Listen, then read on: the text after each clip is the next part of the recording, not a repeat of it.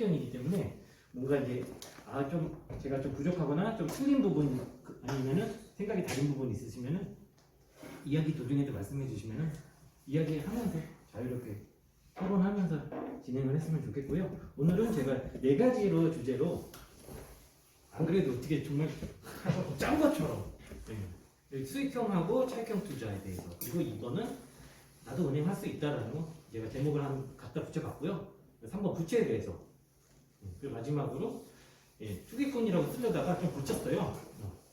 뭐 이제 단어가 투기꾼 하면 왠지 범죄자들 같아서 투자꾼이라고 하고요. 우리가 고민하는 같은 고민을 하고 이제 그 속에서 제가 상상하는 거, 그거에 대해서 그냥 짧게 제 생각을 적어봤고요.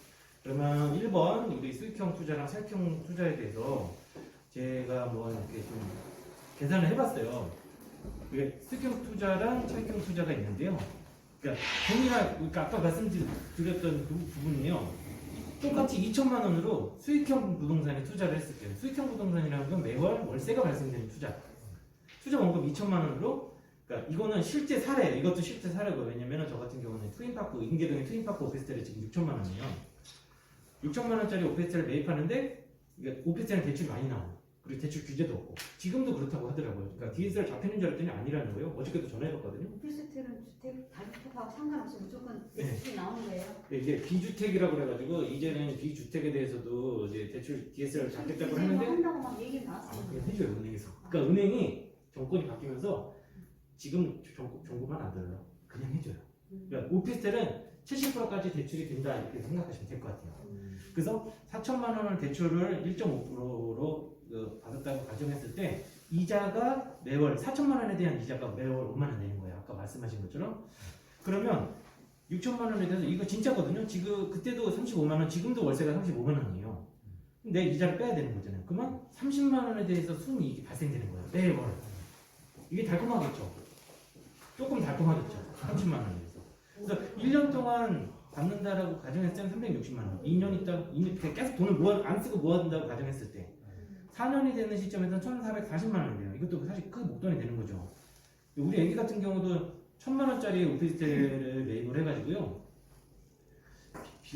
이게 빌라인지 오피스텔인지 헷갈리는데 1,000만 원 주고 그 원룸을 매입을 했어요.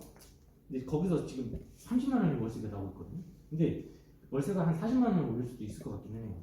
그러니까 그 돈을 모아가지고 그 돈들이 2천만 원 되고 그러는 거예요. 그걸로 또 사고 그런 식으로 하고 있어요. 어쨌든 4년이라는 기간을 제가 잡은 게 뭐냐면 4년이라는 왜냐면 2년이라는 시간 동안에는 별의별 일이 다 생길 수도 있어요. 요 중간에 뭐 어떤 그 금융 위기가 올 수도 있고 뭐 여러 가지로 너무 짧은 기간이잖아요. 2년이라는 것. 그래서 4년이라는 시간을 예시로 잡은 거예요. 그래서 4년이라는 시간 동안에 가정하는 거예요. 사실 이 오피스텔은요 하나도 안 올랐어요. 이 오피스텔은 사실 이 오피스텔 뿐만이 아니라 전국에 있는 오피스텔 중에서 원룸인데 오른 오피스텔은 제가 찾아보니까 대한민국에 많지가 않아요. 신도시 이게 신도시에 있는 오피스텔들은 조금 올랐더라고요. 이를테면은 1억 5천짜리가 1억 8천 정도, 한 3천만 원 정도 올랐어요. 어디냐면 광교 신도시에 있는 엘포트 아이파크라는 곳이 있어요. 거기는 오면 조금 올랐어요. 근데 거기는요 일부가 호수가 보여요. 또 갤러리 백화점이 있고 이제 그 호텔이 있거든요. 그 사이로다가 호수가 보이는 게 조금 있어요. 원룸인데도 불구하고. 그래서 원룸인데도 오른 게 아닐까. 그 바로 옆에 또 프루지오라고 있거든요. 거기 원룸인데 걔는 하나도 안 올랐어요. 어쨌든 그래도 2천만 원을 올랐다고 가정을 할게요. 그러면 청산가치라는 건 뭐냐면요. 지금 있는 자산을 전부 다 처분했을 때 남는 돈이에요. 이걸 청산가치라고 하거든요. 청산한다라는 거잖아요. 그때 이제 여기 이제 2천만 원 상승했으니까 이거를 8천만 원에 팔았다고 가정했을 때 이제 1,440만 원은 이건 순이익인 거잖아요. 여기서 이제 대출 이건 내 돈이 아닌 거잖아요. 그러면 팔아서 청산가치로 따진다면 5,400만 원이 생기는 거고요. 두 번째 차익형 투자는 뭐 굳이 설명할 필요가 없을 것 같아요. 2억짜리 아파트를 전세 1억 8천 끼고 매매했다고 가정했을 때 그러니까 4년이라고 했어요. 제 케이스는 1년 만에 2배 벌었지. 사실 이거는 말이 안 되는 거고 최소한도 이 아파트 자산의 가치가 2배가 되려고 한다라고 하면은 4년에서 5년 지금 바라봐야 된다고 생각을 해요. 그 더 빨리 그렇게 될 수가 있다는 거는 저는 욕심이라고 생각을 해요. 그래서 4년을 본 거예요. 그 강남 아파트가 평균 사실 그 4년에 2대씩 올랐거든요. 옛날에 그 1기 신도시 때 거대한 물량이 있을 때 한 10년 동안 조정기를 맞은 거를 제외하고 나서는 입주 물량이 없었을 때는 4년, 5년마다 2배가 올랐어요. 그래서 4년이라는 시간 동안 2배가 올랐을 경우에 청산 가치가 2억 2천인 거예요. 그럼 비교를 해보세요. 이게 뭐냐면 제 생각은 뭐냐면 여기 매월 월세 이 달콤함이긴 한데 아주 감칠맛 나는 달콤함인 거예요. 이거 없어도 되잖아요. 30만 원. 꼭 필요해요? 꼭 필요하면 좋겠지만은 이거를 참는다면 그 마시멜로 얘기처럼 참아요. 참고 한꺼번에 이걸 월세 수익을 참고 이 차익형 투자에 투자한다면 나중에 거대한 달콤함을 맛볼 수 있다는 거의 4배 이상. 그렇죠. 사실은 이거보다 저는 더 차이가 날 수 있을 거라고 생각을 해요. 얘는 공실이 없을 때 4년 동안 공실이 단 한 번도 없을 때의 얘기인데 공실이 생길 수도 있고 뭐 수리를 해줘야 되는 경우도 있기도 하고 여러 가지 또 세금 문제가 발생하잖아요. 이게 제가 임대소득세라고 그래가지고 월세는 또 잔인하게 잡히잖아요. 거의 갭 투자를 했을 경우에 전세 보증금이 한 30억이 됐을 때 이제 한 그 연 300만 원 정도 낸다라고 가정했을 때 얘는 월세 수익이 이제 커지면 커질수록 임대소득세까지 또 내야 되는 거 유명하게 됐잖아요. 그러니까 이 수익형 투자가 점점 메리트가 없어져요, 사실은. 그래서 이게 제가 생각하는 그 생각인 거고요. 그래서 수익형 투자 무조건 나쁘다고 말씀드리는 건 아닌 거예요. 한 예로 이제 수익형 투자 같은 경우에는 원룸이라든지 오피스 이런 것들은 쉽게 잘 오르지가 않아요. 잘 모르시는 분들은 뭐 일단 그 상담사분들 말 듣고 무조건 하는 경우가 많은데 그 전체 지역적인 호재를 얘기를 해. 마치 그 호재가 이 단지랑 직접적인 호재가 상관이 없는데도 마치 상관이 있는 것처럼 홍보들을 많이 잘 해요. 그래서 원룸하고 오피스는 일단 조금 피하고 보시는 게 맞고요. 수익형 투자를 내가 소액으로 한다라고 하면은 그냥 무조건 입지를 보면 되는 거예요. 입지가 양호하거나 어디 빌라 같은 것들을 매입을 하는 게 좀 현명하다고 생각을 하고요. 빌라는 어떻게 될지 모르는 거거든요. 그리고 빌라도 시세가 있기 때문에 위치 좋은 빌라는요. 이거 재건축, 재개발 상관없이 올라요. 사실 빌라는 역세권에서 특히 가까운 것들은 진짜 전월세 수요도 지금 탄탄하고 매매 가격도 오르고 시세가 있어요. 그러니까 굳이 내가 이렇게 한다라고 아니면 자녀분한테 증여를 내가 해주고 싶다. 빌라를 2천만 원, 3천만 원 한다라고 하면은 최대한 여거고 가까운 데를 매입을 하세요. 절대 안 떨어져요. 살게 진짜 널렸어요 빌라를. 빌라는 네. 그럼 몇 세금 가까운 거 보면 돼요. 잘 모르시면은 그렇게 한다고 말씀드리는 거고요. 사실 이제 교통 호재 같은 경우는 다시는 이렇게 당한 적이 없어요. 예. 왜냐면은 빌라를 사시는 분들 중에서는 막 엄청나게 막 그 고급 빌라 있잖아요. 청담동에 있는 그 고급 빌라가 아닌 이상 제가 말씀드리는 거는 뭐 공시가 1억 이하의 빌라를 말씀드리는 거예요. 이런 거 같은 경우는 그러니까 진짜 부자들은요 역세권 따위는 필요가 없거든요. 근데 이렇게 조금 그 재산에 대해서 이제 막 형성을 하려고 하는 그런 빌라, 이제 저가의 빌라들 같은 경우는 아마 출퇴근을 하기 위해서 좀 거리가 가까워야 되고 그런 것들이 가격에 또 영향을 미쳐요. 또 어느 지역이든 좀 저렴한 빌라들 같은 경우는 보면 역하고 가까운 데는 와 없어요. 물건 찾기가 진짜 힘들어요. 그래서 특히 도시형 생활주택이거든요. 도시형 생활주택 같은 경우도 좋게 보는 것들이 몇 군데 있기는 해요. 근데 사실 열이면은 한 7, 8개는 이건 투자를 하면 안 되는 거고 생숙도 마찬가지고 생활형 숙박시설은요 얘 주택이 아니에요. 얘는 최대 단점이 뭐냐면 전세 대출이 안 나와요. 왜냐면 집이 아니거든요. 그러니까 전세 대출이 안 나는 거예요. 그러면 세입자가 무조건 다 그냥 그 현금으로만 와야 되기 때문에 이거는 나중에 팔 때 좀 골치 아픈 부분이기도 하고 이건 같은 경우는 선호하지 않아요. 그래도 내가 이제 그 수익을 먹기 위해서 이렇게 한다라고 하면은 있긴 있어요. 어쨌든 수익형 투자 같은 경우에도 반드시 피해야 될 건 아니긴 한데 해야 된다라고 가정했을 때는 이 세 가지를 주의해 주시면 될 것 같고 2번 이제 이게 뭐냐면 이거는 이제 개인적으로 제가 생각하는 거예요. 뭐냐면 저는요 또래가 맞는 게 저는 제 자신이 내가 은행이고 내가 시스템이다. 저는 그렇게 생각하는 사람이거든요. 뭐냐면 은행은 우리가 이제 예금을 맡기면은 저금리로 정기 예금 이율이요 지금 1.2%예요. 물론 이제 그 증권사 CM에다 맡겨가면 돈 이렇게 뭐 이자가 나온다고 한다고 그렇게 해봤자 이자가 거의 뭐 이거로 쓸 수 있는 게 뭐 차비 빼면은 남는 게 없을 정도로다가 미비해요. 그 은행은 돈 장사를 그렇게 하는 거예요. 예대마진. 여러 가지 일을 하기도 하죠. 뭐 여러 가지 이제는 뭐 은행이 하는 일을 증권사도 하고 증권사가 하는 일은 은행도 하고 은행에서 막 카드도 하고 뭐 보험도 팔고 뭐 다 하는데 일단은 기본적인 예대마진에 대해서 시스템에 대해서 우리가 은행을 충분히 이용을 할 수가 있고 나는 그걸 하고 있다라고 생각을 하는 사람이거든요. 단 이제 그 시스템 관리를 잘 해야겠죠. 내가 부채가 얼마인 건지, 내가 매월 나가야 되는 대출 이자가 얼마인지, 그리고 내가 들어올 돈이 얼마인지를 꼼꼼하게 체크만 할 수가 있다라고 하면은 오히려 은행을 역으로 해보자라는 거죠. 안 하시는 분들이 굉장히 많아요. 특히 제가 광교에 살고 있지만 광교에 이제 그 비싼 아파트를 깔면서 부채를 쓸 수도 있는데 안 쓰는 사람들이 굉장히 많아요. 그게 안타까워요. 아무리 얘기를 해도 듣질 않아요. 부장 되고 싶어가지고 맨날 문의하고서 이제 내가 이제 추천하는 아파트들 뭐 사기도 하고 그러는데요. 뭐 이런 거 해봤자 뭐 푼돈 뭐 몇천만 원 푼돈 그렇게 막 힘들게 버느니 예를 들어서 지금 상록자에 있다 했잖아. 33평에 그 5동에 내가 아시는 분이 계세요. 그분들 전 대출이 1억밖에 없어요.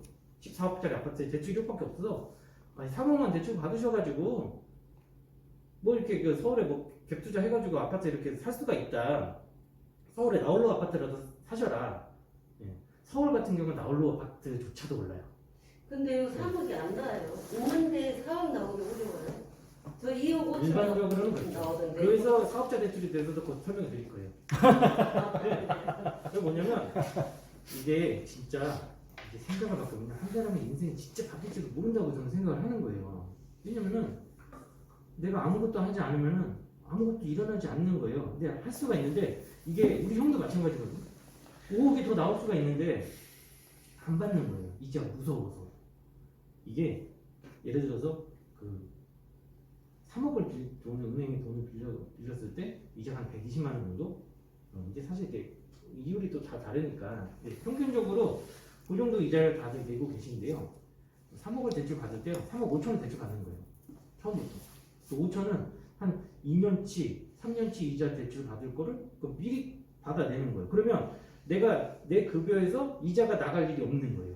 그럼 반대로 2년, 3년 안으로다가 내가 수익이 내서 이자를 갚을 수도 있는 거고 아니면은 이 웃긴 게 형도 다주택자가 됐어요. 저희 이제 형 내외도 저희 이제 그 형수님이 있을 테고 형도 있는데 그렇게 재산을 축적을 하고 있는데도 사실은 그 원래 계획대로라고 하면은 우리가 제가 추천하는 오피스텔들이 좀 많이 올랐어요. 2배 정도 올랐어요. 그러니까 제가 사는 거를 같이 따라 사요. 보통 우리 형 같은 경우는 형수가 같이 해가지고.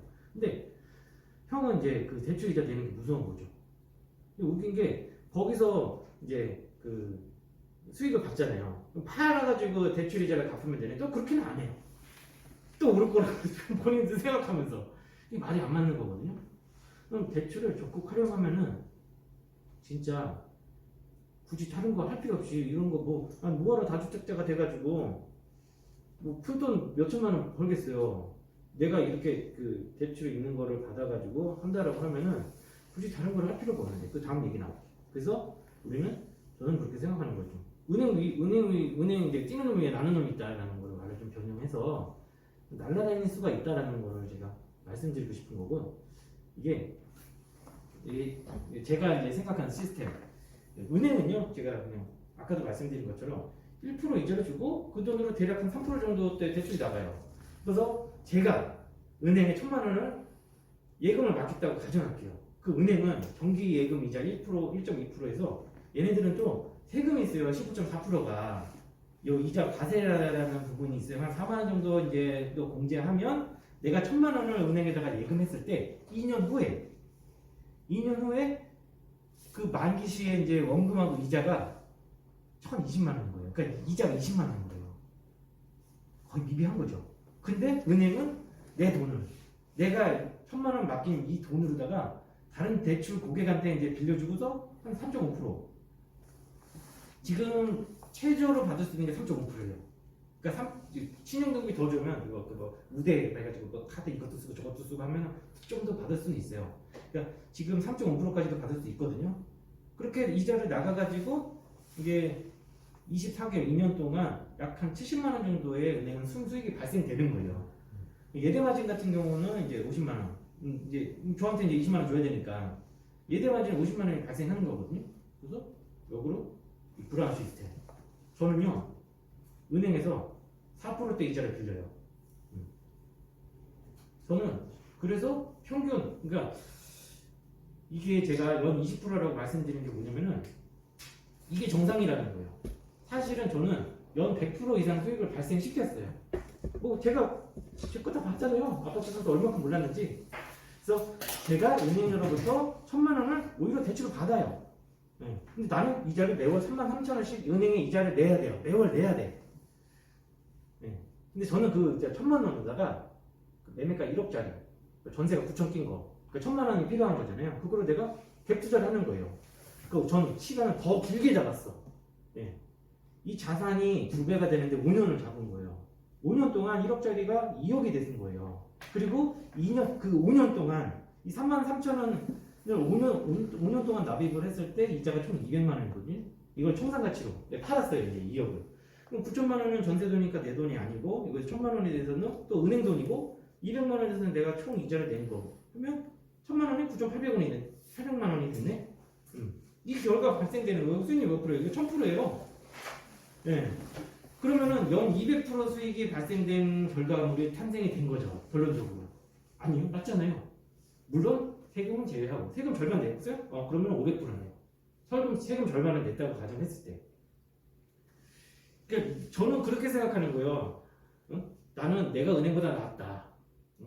이렇게 생각하는 거예요. 그래서 저는 대출을 적극 활용해요. 근데 이게 오해를 하시는 분들이 너 이렇게 대출 수수료 먹는 거 아니야? 라는 좀 의심을 또 하실 수도 있는 거잖아요. 그래서 대출은요, 그냥 각 지역에 아시는 대출 상담사한테 받으시라고 얘기를 해요. 저도, 그러니까 대출 상담사는요, 한 명한테 전화하는 게 아니고요. 그 지역에 아파트가 있잖아요. 그 지역에 있는 대출 상담사를 찾아가야 되는 거예요. 보통 그 공인중개사가 끼고 있어요. 예를 들어서 인천 서구에 뭐 검단에 있는 내가 아파트를 매입을 하려고 하는데 대출 받으려고 해요. 그러면 그 지역에 그 공인중개사가 소개해주는 대출 상담사가 추천해주는 은행 상담원이 제일 싸요. 제일 좋고. 은행에서 네. 그리고 은행에서 아니라 그 공인중개사들이 대출 상담사를 다 끼고 있어요. 그 지역에 최적화된 대출 상담사 그리고 예를 들어서 한 동이라고 한다고 해도 A라는 단지 있잖아요. 그 단지에서 제일 저렴하게 나오는 은행은 또 따로 있어요. 신한은행. 거기는 또 신한은행이 이율이 제일 싸고 제일 많이 해주고 그런 게 그 지역별로 다르기 때문에 그 대출 상담사를 지정을 할 수가 없는 거예요. 그거는 매입하고자 하는 그 지역의 공인중개사 사무실을 찾아가세요. 그래서 그 공인중개사 사무실한테 대출 좀 상담사 연락처 좀 주세요. 이렇게 하시고 대출 알아보시면 되는 거예요. 근데 우리가 이제 대출 일반적으로는 아까 말씀하셨듯이 대출이 당연히 안 나와요. 당연히 안 나오죠. 네. 그거 좀 이따가 말씀드릴게요. 그러니까